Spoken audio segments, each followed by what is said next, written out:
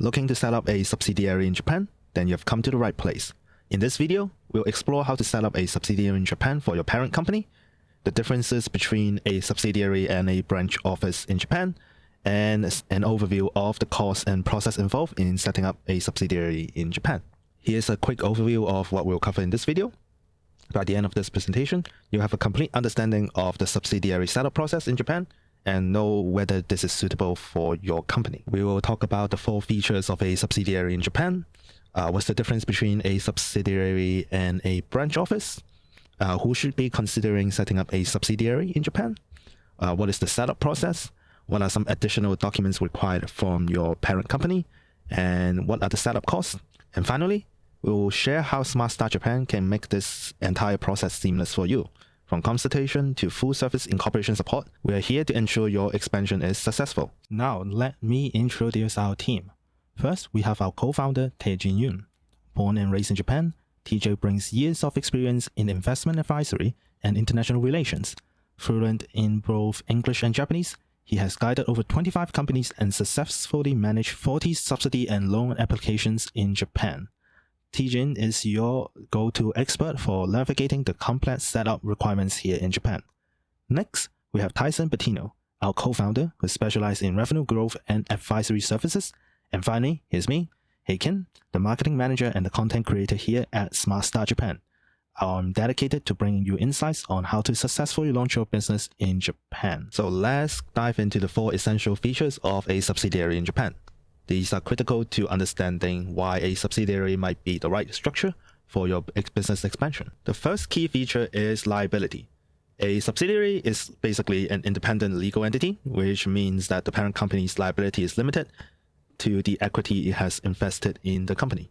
This structure protects the parent company's assets from debts or liabilities incurred by the subsidiary. For business entering Japan, this feature provides a layer of financial security while operating in a new market like Japan. The second feature is the faster decision-making process. A subsidiary operates on its own with its defined scope of operations, allow it to make faster and localized decisions compared to a branch office where everything has to be approved by the parent company.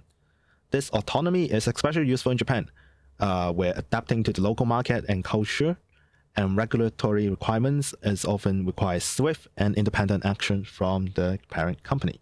At the same time, the parent company retains the strategic oversight, make sure the overall operation aligns with the global business goals. The third feature is being treated as a separate tax entity. A subsidiary is treated as a separate tax entity, meaning that it files for its own taxes in Japan independently of the parent company. This basically opens up the opportunity for optimizing your taxes within Japan, as well as applying for Japanese subsidies, as well as loans within Japan. Finally, setting up a subsidiary in Japan requires formal registration under the Japanese Companies Act, which means that your setup process will be largely the same compared to setting up an official company in Japan. This includes drafting and registering your Articles of Incorporation, and you have to choose a structure between GK and KK, the Kabushiki Kaisha and Godo Kaisha, and you will have additional requirements based on which structure you will choose, and the setup costs will also differ based on the company structure. Next, let's talk a bit more about the difference between a subsidiary and a branch office in Japan. When expanding your business in Japan, one of the more important decisions is choosing between whether you want a subsidiary or a branch office. Both have their advantages and drawbacks, so let's look at their key differences. First, a subsidiary, like we have discussed before, enjoys more liability protection compared to a branch office. It is legally independent from the parent company, and the parent company will enjoy liability protection as well. Now, let's look at a branch office. Unlike a subsidiary, a branch office is simply an extension of the parent company, conducting the business on its behalf in Japan. Its liability is also tied to the parent company since it's part of the parent company. Any debts or liabilities incurred by the branch office are the direct responsibility of the parent company as well. It is more centralized in its control. The parent company has complete control over the branch's operation, which is ideal for companies that prefer maintaining direct oversight with their operations in Japan. Finally, It is also more cost effective. Setting up a branch is typically faster and less expensive than establishing a subsidiary in Japan, making it a great option for business just wants to test out the market with minimal operations. So let's talk about whether you should choose a subsidiary or a branch office. A subsidiary is best for companies seeking long-term growth and credibility in Japan, offering local autonomy and liability protection. On the other hand, a branch office is more ideal for companies looking for a simpler, cost-effective entry with centralized control and minimal local independence from its Japanese branch. So if you're planning to build a permanent, reputable presence in Japan and are willing to invest in higher initial costs, a subsidiary is the better choice. If you're just testing out the market and need a quick setup or just want tighter control of your Japanese operation, then a branch office will be more suitable for you. For those who are more interested in setting up a branch office in Japan, we have a separate video that goes over the branch office setup process and costs, which you will find in the description down below. Choosing the structure right is very much crucial for your success in Japan. We at SmartStart Japan can help evaluate your business goals, provide tailored recommendations, and handle the setup process for both subsidiaries and branch offices. Visit smartstartjapan.com to schedule your 30-minute free consultation today. Next, let's talk about how to establish a subsidiary in Japan. While this slide highlights the most important steps to setting up a subsidiary, keep in mind there are additional detailed process involved. Here, we'll just cover the key milestones you need to focus on. First is preparing the Articles of Incorporation. The Articles of Incorporation serve as the foundation for your subsidiary.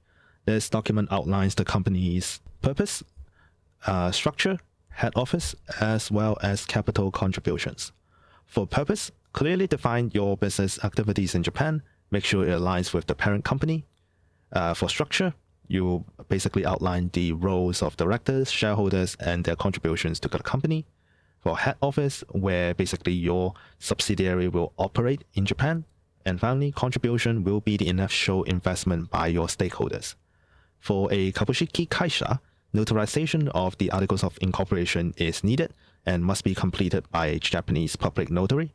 For a Godo Kaisha, notarization is not required, which makes it faster and easier for smaller companies to set up a subsidiary in Japan. Step 2 is depositing the capital. Capital contributions must be made to a designated Japanese bank account. While there is no set minimum capital requirement, sufficient funding is crucial to build credibility with business partners and banks, ensure smooth initial operations without cash flow issues, and as well as controlling the voting rights for your subsidiary. The parent company must contribute enough to maintain at least a 51% share or 100% wholly owned by owned subsidiaries. There is a way to incorporate your subsidiary in Japan without putting your money in a Japanese bank account, but this is a special trick, so reach out to us for more details on that. Finally, the most important and significant step is to register your company at the Legal Affairs Bureau, where the subsidiary becomes a recognized legal entity in Japan. The steps include submitting the finalized Articles of Incorporation with proof of capital deposit and filing for additional documents and proofs like your parent company certificates, director appointment letters, and a registered company seal, which we'll talk about more in the upcoming slides. The whole process typically takes around 2 to 4 weeks. Once approved, the subsidiary can officially begin its operation, signing contracts, hiring an employee, and conducting this business in Japan. Note that in addition to these major steps, setting up a subsidiary also involves other procedures, which include acquiring the necessary business permits or licenses, depending on your industry. So if you are in the real estate industry, you will need a real estate license. If you're in a hospitality or food industry, then you will need a restaurant license or a fire emergency licenses. And you will also need to register your taxes with the Japanese authorities. And if you are planning to hire employees, you also need to set up their payroll system, social insurance, as well as other administrative operations right after your incorporation in Japan. Next, let's talk about the additional documents you will need to provide as a parent company. First is your Articles of Incorporation for your parent company, which you will need to include the Certificate of Incorporation, which is the official document proving your parent company's existence and its legal status in its own home country, as well as statutory documents that outlines the company's structure, purpose, and other essential details. These documents will need to be translated into Japanese and notarized, depending on the corporate structure you have chosen. Without these, the Japanese Legal Affairs Bureau cannot verify the legitimacy of your parent company. Second is your appointment and acceptance letters for your directors. A formal letter is required from the parent company to appoint representative directors for the subsidiary. This letter should confirm the names of the individuals authorized to act on behalf of the subsidiary in Japan, their specific roles and responsibility within the subsidiary. This step is crucial for setting up a clear chain of command and is often required to open a bank account or finalize legal filings in Japan.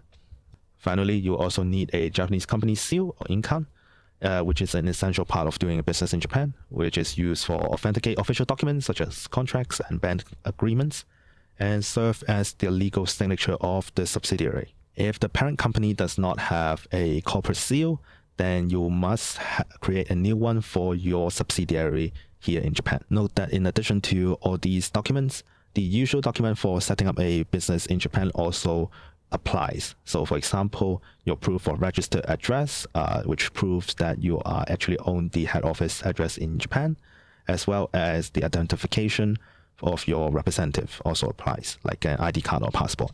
Finally, let's talk about the setup costs involved in setting up a subsidiary in Japan. The short version is that your setup costs will vary depending on the type of subsidiary you choose to set up. Basically, either a kabushiki kaisha or a godo kaisha, and the specific service that you will require.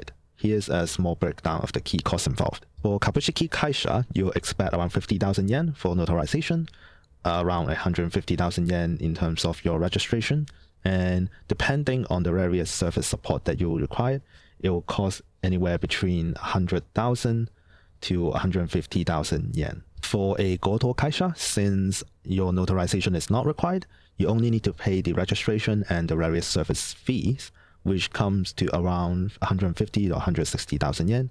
If you plan to hire employees and you have to file for various social and labor health insurance, as well as tax filing for the government. To understand more on the specific cost breakdown between GK and KK, you can check our respective video on a KK in Japan or a GK in Japan on the detailed setup process as well as its relevant cost. So that is the end of our video. Establishing a subsidiary in Japan can be complex, but with the right partner, it becomes seamless and stress-free. At SmartStart Japan, we specialize in guiding businesses through every step of the process, ensuring a smooth launch and compliance with Japanese regulations. If you're ready to launch your subsidiary in Japan, we are here to guide you every step of the way. Schedule a free 30-minute consultation at smartstartjapan.com and let us help you succeed in Japan.